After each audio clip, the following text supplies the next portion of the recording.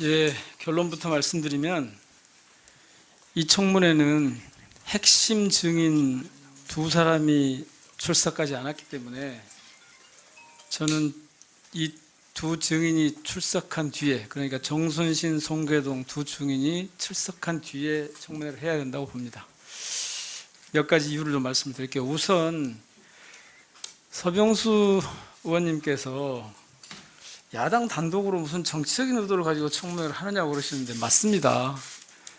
야당이 단독으로 하게 된 건 여당이 보이콧했기 때문입니다. 그건 무슨, 저는 너무나 당연하죠. 그러면 하지 말아야 된다는 얘기인가? 정치적인 의도가 뭐냐? 정치적인 의도가 분명하죠. 학교 폭력에 어떻게 대응할 것인가? 국회가 학교 폭력 문제를 해결하기 위해서 어떤 입법 활동을 할 것인가를 준비하는 과정입니다. 정치적이죠, 당연히. 그 다음에 변호사니까 국가기관도 아니고 국가 권력이 작동했던 것도 아닌데라고 말씀하시는데 그거는 사실을 명확하게 오도하시는 겁니다. 당시에 정순신 지금 변호사는, 정순신 씨는 국가 권력, 엄청난 국가 권력을 담지한 검사였습니다. 그 검사가 다들 말씀하셨지만 검사라는 지위를 이용해서 흔히 아빠 찬스라고, 검사 아빠 찬스라고 표현하는 이 지위를 이용해서 학교 폭력을 가지고 정말 이렇게 2차 가해, 3차 가해까지 해가면서 무참하게 학교 교육 현장을 짓밟고 학교 폭력을 옹호한 셈이 됐는데 그것이 어떻게 청문회에서 다뤄야 될 대상이 아니란 말입니까? 그때 변호사였습니까? 그때 검사였잖아요. 그것도 인권 문제를 관장하는 검사였는데. 그래서 그렇게 좀 이 청문회가 마치 불필요한 것처럼 말씀하시는 데 대해서 유감입니다. 명백하게 검사 권력을 이용해서 변호사를 앞세워서 법 기술을 활용해서 학교 폭력을 무마하고 2차 가해를 한, 이건 명백하게 국회에서 살펴봐야 될 그런 분명한 이유가 있는 사건이고, 그리고 그 사건만을 다루는 게 아니고 이 과정을 통해서 학교 폭력 문제를 다루자고 하는 것인데 그 당사자인 두 분이 안 왔기 때문에, 증인으로 참석하지 않았기 때문에 이건 다시 청문회 일정을 다시 잡아야 된다고 생각합니다. 자, 그런데 제가 자료 요청을 하면서 보니까 이 변호사, 지금은 두 분 다 변호사죠. 지금 오늘 출석하지 않은 이 두 분 변호사들이 자료 요청에 이렇게 미제출 사유서에 이렇게 해왔어요. 송계동 변호사는 이랬네요. 변호사 윤리장전에 규정된 비밀 유지 의무를 위반하는 행위가 될 수 있다. 변호인 선임 관련, 상호 계약자, 계약 내용, 계약 일자 및 기간, 계약 범위, 계약 보수, 보수 지급 내역 이런 것들을 좀 여쭸더니 이게 영업 비밀이라는 거거든요.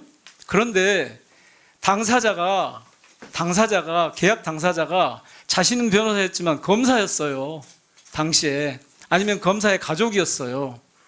근데 이게 무슨 개인의 비밀 유지 의무하고 관련이 있나 싶어서 제가 이 윤리장전을 한번 살펴봤거든요.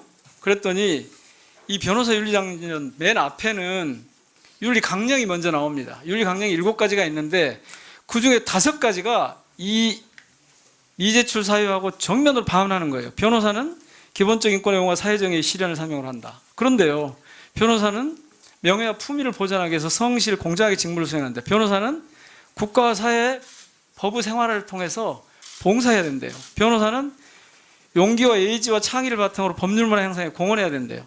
변호사는 민주적 기본 질서 확립에 힘쓰며 부정과 불의를 배격한다고 되어 있어요. 그런데 이걸 통해서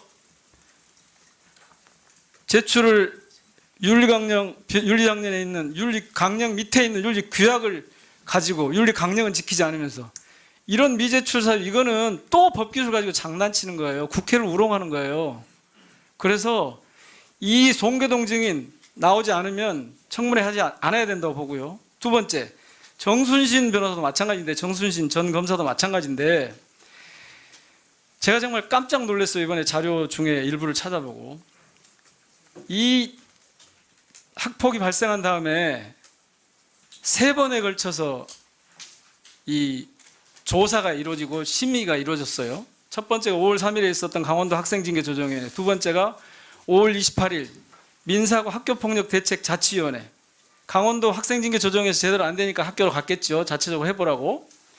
그 다음에 6월 29일에 강원도 학교폭력대책이 지역위원회 이렇게 계속 열렸는데, 놀라운 사실은 이게 열릴 때마다 5월 3일에는 피해자가 피해 사실을 얘기하는데 조심스럽게 얘기를 합니다. 두 번째는 안 통하니까 조금 더 사실을 조금 더 적나라하게 얘기를 합니다. 마지막에 가면요, 입에 담을 수 없는 폭력이 이루어진 내용을 그대로 나와요. 회의록을 보면. 아마 증인으로 나오신 분들 중에 이 내용을 잘 알고 계신 분들이 있었을 텐데, 제가 차마 여기서 청문회가 아니기 때문에 공개하기는 쉽지 않을 만큼이에요. 너희 부모 모두 어찌어찌 해버리겠다 랄지, 너희 엄마 어디에 죽창으로 어떻게 하겠다 랄지,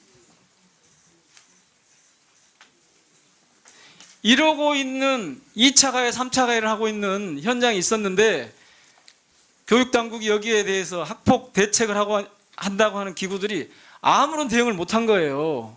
그래서 이 청문회를 해야 되는 거예요. 그런데 그 당사자인 정순신 전 검사가 안 나온다? 저는 이 상태로는 청문회 할 수 없다고 봅니다. 네, 알겠습니다. 네.